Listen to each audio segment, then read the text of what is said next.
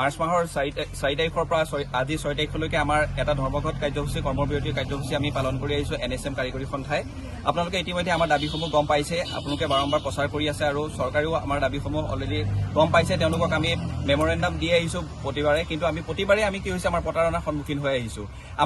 আমাৰ ভাৰতবৰ্ষ এনেকুৱা এখন দেশ য'ত সকলোৱে কৈ থাকে যে বিকাশৰ গংগা বৈ আছে, কিন্তু সেই বিকাশৰ গংগা বৈ থকা আমাৰ এই অসম ৰাজ্যখনৰ আমি NSMৰ কৰ্মীসকলে আজি আমাৰ অতি পৰিতাপেৰে আপোনালোকক জনাওঁ যে আমি কৰ্মবিৰতি কৰিব লগা হৈছে। আমাৰ দাবীসমূহ আমাৰ যিখিনি আমি পাবলগীয়া এই পাবলগীয়াসমূহ বিচাৰি পেলাই আমাৰ মৌলিক অধিকাৰ শিক্ষা আৰু স্বাস্থ্য, এই তাৰে ভিতৰত আমাৰ এই স্বাস্থ্যৰ কৰ্মীসকলে আজি জনসাধাৰণক অৱহেলিত কৰি জনসাধাৰণক আমি পিছত থৈ লৈ পেলাই আমি সেৱা প্ৰদান নকৰাকৈ আজি আমি আমাৰ দাবীসমূহ আমি জনাবৰ কাৰণে বা আমাৰ প্ৰাপ্তিসমূহ আমি লাভ কৰিবৰ কাৰণে আমি চৰকাৰৰ ওচৰত অতি লাজ লাগিছে আচলতে ক'বলৈ। আমি এনেকৈ আন্দোলন বহিব লগা হৈছে। আমি বিচাৰিবই নালাগিছিলে, আমি নিজেই পাব লাগিছিলে, আমাক চৰকাৰে নিজ ইচ্ছাৰে দিব লাগিছিলে, কিন্তু আজি আমি আন্দোলন বহিছোঁ।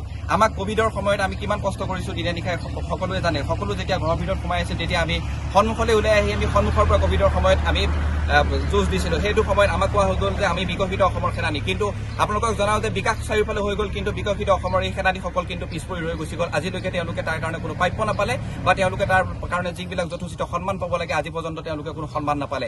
আজি আমাৰ এনেকুৱা এটা ন্যূনতম চেলাৰীত এনেকুৱা এটা ন্যূনতম আমি সা সুবিধাৰ মাজত আমি চাকৰি কৰি আছোঁ, যিটো ক'বলৈ আমাৰ অতি লাজ লাগে।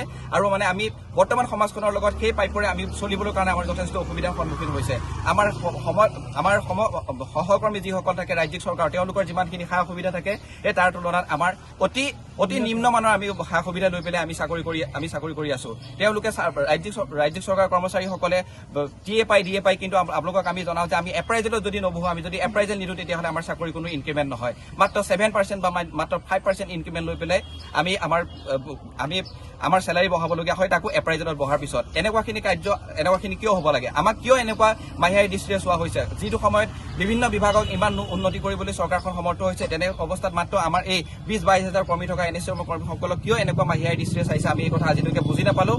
আৰু আমি আপোনালোকৰ থ্ৰুৱেদি এটা কথা দৃষ্টিগোচৰ কৰিব বিচাৰিছোঁ যে যদি আমাৰ দাবীসমূহ আপোনালোকে পূৰণ কৰি নলয়, তেনেহ'লে এই আমাৰ আন্দোলন অনিৰ্দিষ্টকাললৈ আমি অব্যাহত ৰাখিবলৈ আমি বাধ্য হৈ যাম। কাৰণ আমাক জীয়াই থাকিব লাগিব। আমি আমাৰ এই পৃথিৱীখনত আমি বৰ্তমান সময়খিনিৰ লগত বৰ্তমান সমাজৰ লগত আমি যদি মূৰ তুলি জীয়াই থাকিবলগীয়া হয়, তেতিয়াহ'লে আমি যদি চলি থাকিবলগীয়া হয়, তেতিয়াহ'লে নিম্নতম আমাৰ যিখিনি আমাৰ দাবী আছে এই দাবীখিনি চৰকাৰে আমাক মানি ল'ব লাগিব। আমাৰ প্ৰাপ্তিসমূহ আমি যিখিনি পাব লগা আছে সেই সকলোখিনি আমাক দিব লাগিব। ইয়াকে আমি তেওঁলোকৰ পৰা আমি অনুৰোধ কৰিম। আৰু আমি আচলতে লাজ পাইছোঁ, আমি অনুৰোধ কৰিব লগা হৈছে। যিটো সময়ত আমি পাবলগীয়া আছিলোঁ, আমাক দিব লাগিছিল, সেইটো সময়ত আমি এনেকৈ আন্দোলনত বহিব লগা হৈছে। যিটো সময়ত চৰকাৰে কৈ আছে আজি 4 তাৰিখৰ আন্দোলন নাই, কিন্তু নহয়, আপোনালোকে ভুল বুজিছে। আন্দোলন নথকা নহয়, আন্দোলন হৈ আছে। আজিও অসমত এনেকুৱা এটাই চলি আছে যে আজিও কিবা এটা পাবলৈ হ'লে মানুহ আন্দোলনত বহিব লাগিব, নহ'লে আমি একো নাপাওঁ।